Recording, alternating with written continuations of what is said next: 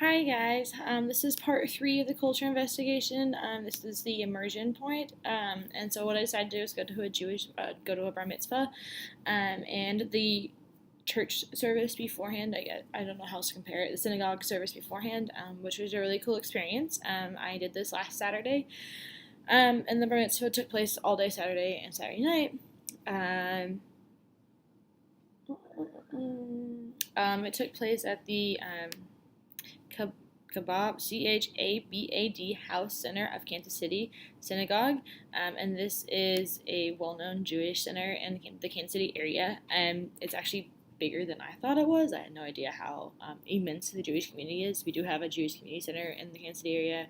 It was on the news a couple years ago. They had a shooting there, but the Jewish community center is open to all religions, which is really cool. I've been to like a summer camp there before, so it's very open and willing for anybody to come and join them, which is really cool. I really enjoy that aspect of the Jewish Community Center and think that more religions should be open to other people, in my personal opinion.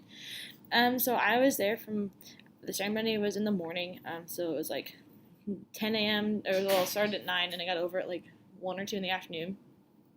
And then following that, I immediately we had a luncheon with like fruit and like little sandwiches, and then we had the bar mitzvah and reception following that in the evening. So there was like a 4 hour gap in there, and I was at the reception until about 10 o'clock. A bunch of 13-year olds there, so by about 10:30, 11 o'clock, there was definitely time to go home for them, and me, I was tuckered out.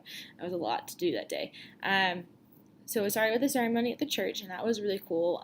It was all in Hebrew, which was interesting, and the ceremony itself is very cool. They have 13 people that come up and talk. They talk about the accomplishments of this. It was a bar mitzvah. It was a girl that she's had so far in her life, and she's just 13, which is very strange. Traditionally, 13 was when they became adults in their culture.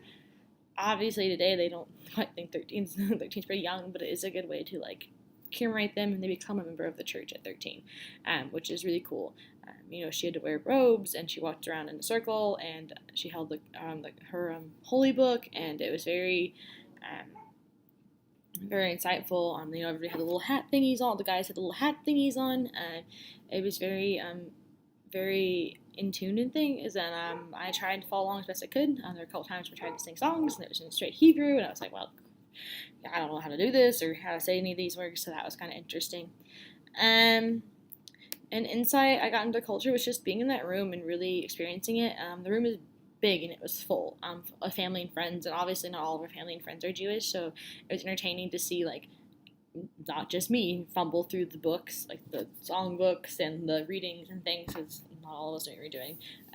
I would highly suggest that everybody goes to an event like this, especially if they have Jewish students in the classroom.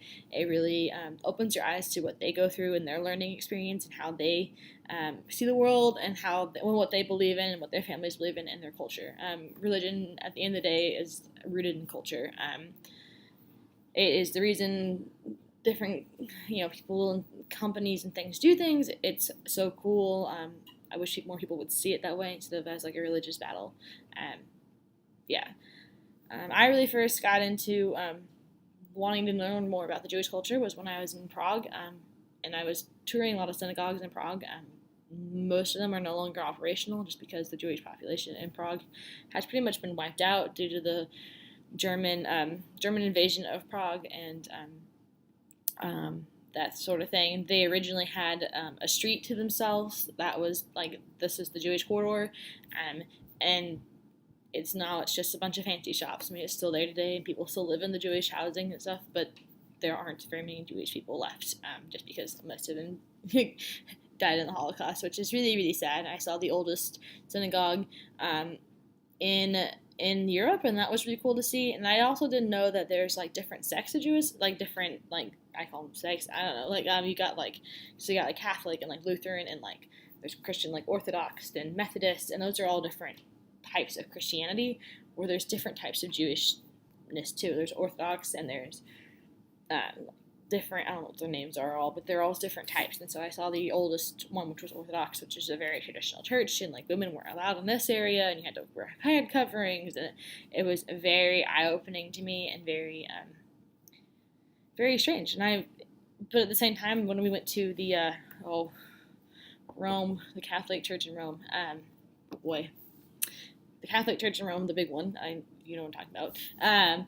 It was the same thing. Like they had all these rules for women and roles and different things like that. So it was different to see that yes, this was a cultural thing and a religion thing, but it was a cultural thing kind of expanded both religions and both religions that I'm kind of familiar with being Catholic more than I am Jewish. So that was something that was really cool. Hopefully as a future teacher, this experience can help me to understand just what others, like what students go through, as well as like how to help them and understand them better as a person. Understanding beliefs behind the student helps you to be a better teacher. Most of the Jewish students in the Kansas City area do go to the Jewish schools because they teach them flat Hebrew, and I have no idea how to start on Hebrew. But yeah, so the girl whose bar mitzvah was, actually goes to school with all Jewish students and spends her summers at a Jewish summer camp, working with students, and she's there all summer. So they pretty much ship them off to like boarding school summer camp, but they love it. So they were all getting ready for that, or they had just gotten back from that when I was there. So they were all talking about whatever they did at summer camp. So it was really cool, and it's really cool to see how many young people support each other in that community like that. And it was really cool to see. It was not just her; it was her entire class of peers that were with her. It was her soccer friends and her cheerleading friends that were like me, trying to struggle through the books and things, but we were all there to support her and her process of becoming an adult, and that's something that a lot of people wouldn't do, and so it's really cool that I had the opportunity to do that. So yeah, so if you get a chance to go. I had a lot of fun, and this is part 3. See you again later. Bye.